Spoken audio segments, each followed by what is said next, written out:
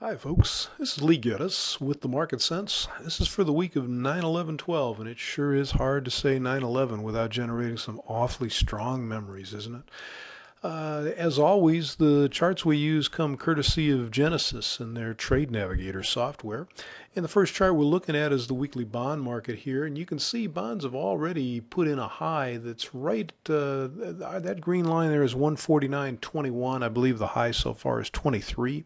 There certainly is reason why that could be resistance and knock them down to the support here it's about 147.24 at both the moving average and the projected low.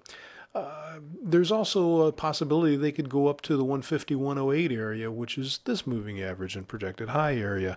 I think whatever they do probably won't happen until Thursday afternoon because that's when the FOMC two-day meeting adjourns. And after last week's employment report, the focus is squarely on the Fed and people expecting some sort of help, quantitative easing of some kind from the Fed. I'm not sure they'll get a whole lot, but doesn't really matter. That's what they're focused on, and the market's going to move once they hear what is happening or not happening. I'll just point out, as I have for the last few weeks, that this entire pattern here for the last few months is all taking place above all of the old highs going back into 2011 and beyond.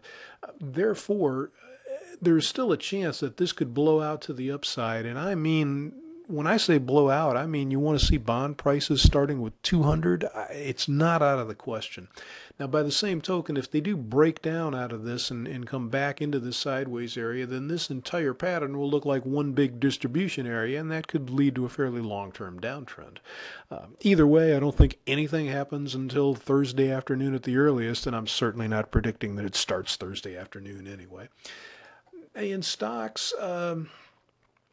very muted reaction last Friday to the employment report. A tiny range all day after blowing up big time to new highs on Thursday. So that's very surprising.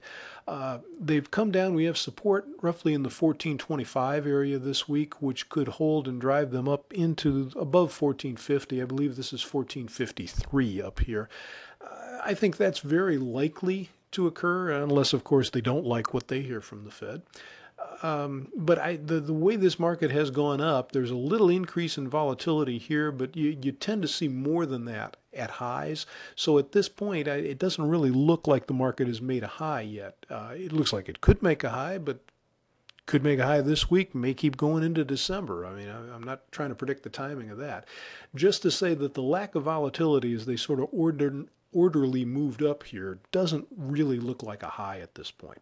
Now, if they can't hold the 1425 area, there's more support down here at 1413 and even more down just below 1400. Let's call it 1395. But I'm really thinking they'll probably hold up in here and work higher. And I'm not even sure this 1453 area will hold them. But I'm looking for them to show me something that looks like a high, and I quite honestly just don't see it yet. So that's what we've got for you today. I hope you can find something profitable to get yourself into. Thanks for checking in to see what we think.